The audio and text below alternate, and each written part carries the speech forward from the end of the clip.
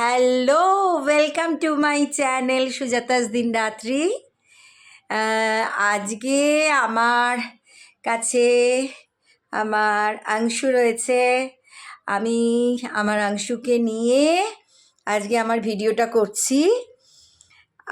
একটা কথা বলি, এই যে একে নিয়ে কোলে নিয়ে এত আদর করছি, ঘুরছি, সময় কাটাচ্ছি, হ্যাঁ, মানে ভিডিও করছি। একটা সময় ছিল যখন ওর বাবা, ওর পিসি, এদের কাউকে নিয়ে কিন্তু আমি সেভাবে সময় কাটাতে পারিনি। কারণ আমি আমার ওরা যখন খুব ছোট তখন থেকেই আমি অফিসে চাকরি করতাম। এর বাবা তো তখন মাত্র 2.5 বছরের। আমি সেইভাবে ওদেরকে টাইম দিতে পারিনি।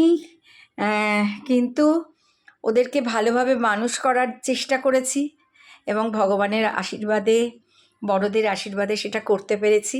এটাই আমার কাছে অনেক অনেক পাওয়া। হ্যাঁ, ওদেরকে সেরকম টাইম দিতে পারিনি, কিন্তু আমার মা কিন্তু মানে ওদেরকে একদম মানে এমনভাবে রাখতো, মানে আমার অভাবটা ওরা বুঝতো না। ইভেন যখন ওদের স্কুলিং চলাকালীনও ওরা কি টিফিনে নিয়ে যাচ্ছে, কি নিয়ে গেছে, আমি সেসবও জানতাম না। সব আমার মা দেখতো।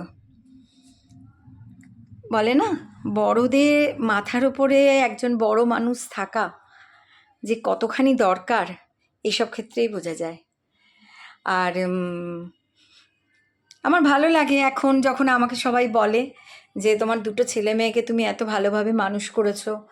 আর সত্যি আমার ছেলে মেয়ে দুজনেই ভীষণ ভালো। মানে মা হিসেবে আমি বলবো যে ওদের মানে এখনকার ছেলে মেয়েদের সঙ্গে ওদের মানে তুলনা করা যায় না। আমি ঠিক তুলনা করিও না, কারুর সন্তানের সাথে নিজের সন্তানের তুলনা করিও না আমার কাছে। এবং অন্যরা যারা বলে যে ভীষণ তুমি তুমি তোমার ছেলে মেয়ের দিক দিয়ে ভীষণ হ্যাপি, এই কথাটা শুনতে আমার খুব ভালো লাগে।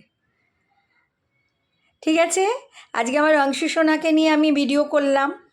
একটুখানি অংশু, একটু বলো, একটু কথা বলো বাবা, একটু বলো, একটু কথা বলো, একটু বলো হাই, বলো হাই সোনা।